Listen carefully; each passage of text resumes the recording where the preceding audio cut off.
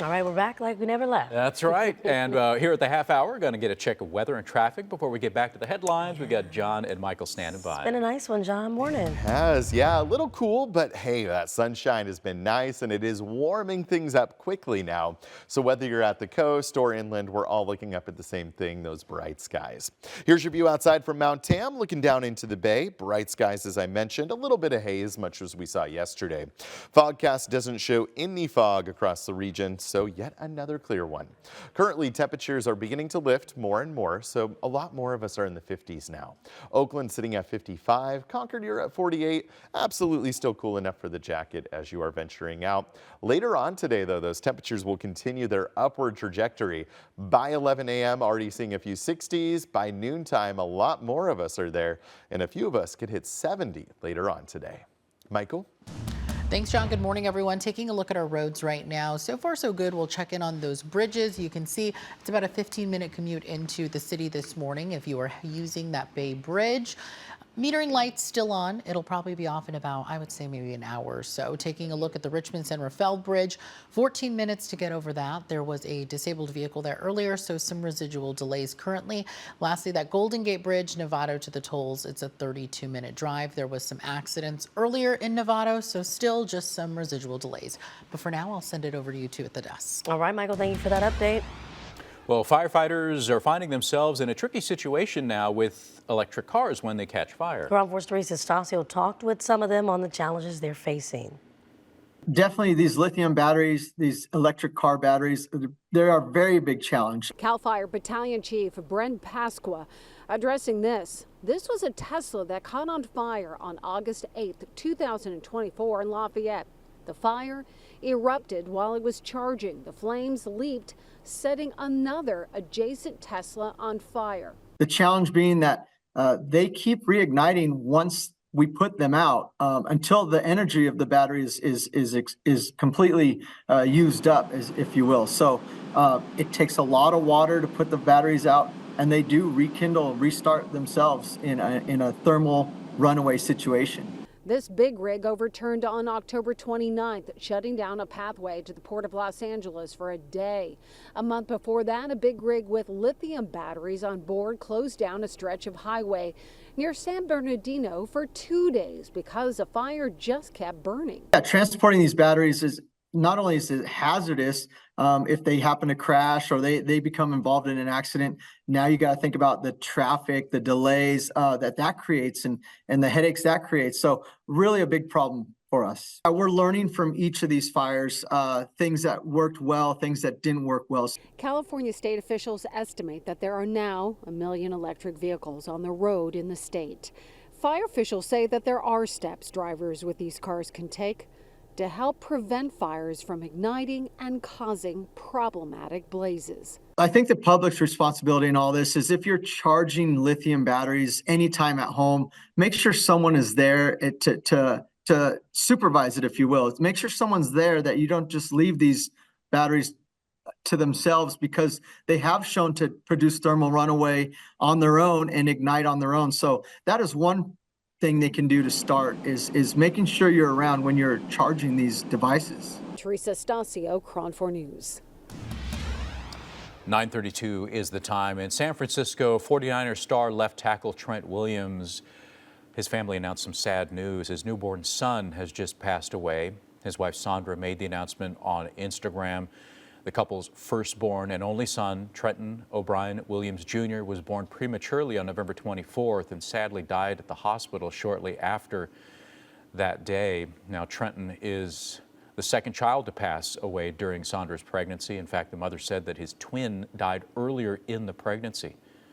The 49ers offensive lineman missed the team's last 2 games against the Bills and the Packers, and according to the official injury report, he missed Sunday's game in Buffalo because of an ankle injury. But this tragic passing marks the second 49er player now this season to lose a child. You may remember we told you that cornerback Shavarius Ward said his toddler daughter died in October.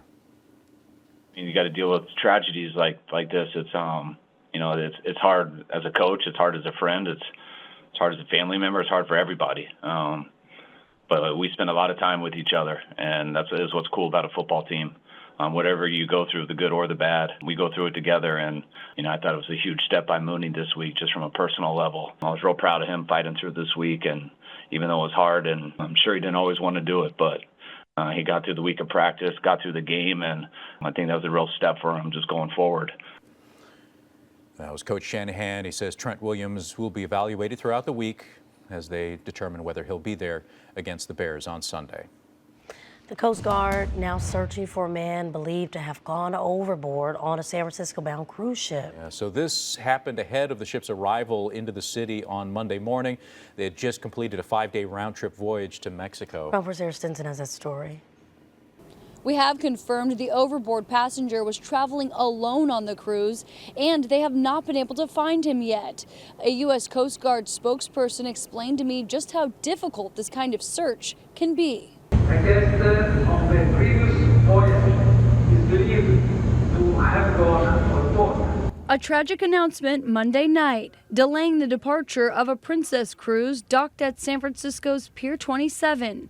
The Ruby Princess was set to take off on a 16-day voyage to the Hawaiian Islands. Princess Cruises says a 72-year-old man went missing around 6:50 Monday morning on the previous 5-day voyage to Ensenada. Crew members searched the ship several times and combed through security video, coming to the conclusion that he must have gone overboard. A spokesperson for Princess Cruises released a statement saying in part, quote, "We extend our heartfelt condolences to the family and friends of the guest who is traveling alone." The Coast Guard was called in to search for the man 45 miles off the coast of Monterey. I've been stationed here for quite a few years, and this is the first time I believe I've dealt with a passenger missing overboard from a cruise ship.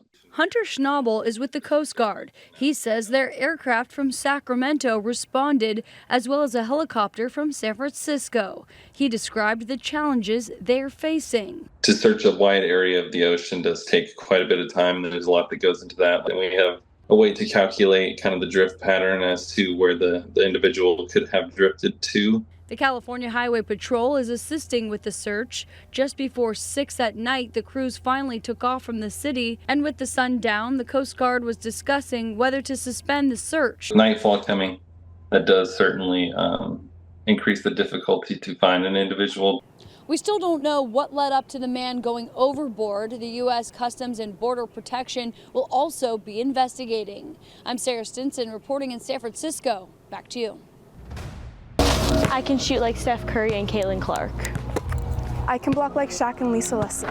I can lay up like Michael Jordan and Candace Parker. The only thing different about us is that we don't have a gym. Well, athletes at Mercy High School in Burlingame are looking to have home court advantage in the near future. The all-girls school has been around for 94 years, but they've never had a gym on campus. Currently, the basketball and volleyball players travel up to 20 miles to access facilities from other schools for practice and games. This giving season, Mercy High is hoping for some support from the community to help fund the final $6 million needed to reach their goal of building a new athletic center. Without facilities on campus, we are kind of at the mercy of other schools in terms of their schedules of when we can practice, when we can play. So sometimes our athletes aren't practicing until 6 or 7 p.m. at night. So we are in the process of a capital campaign called Building the Dream, because it's been the dream of generations of young women at Mercy to have a home to call their own. And it's so much more than just building a gym. It's really a home. It's a space that our entire community can gather. About 76% of the student body plays at least one sport. The school needs to raise the remaining funds by March of next year. More information about how to help is on our website at chron4.com. Well, today is Giving Tuesday, a day where hopefully we all come together to give back to our community. And right here in the Bay Area, the San Francisco Marin Food Bank, they need your help. Robert Tran is live in San Francisco with more on that. Hi, Will.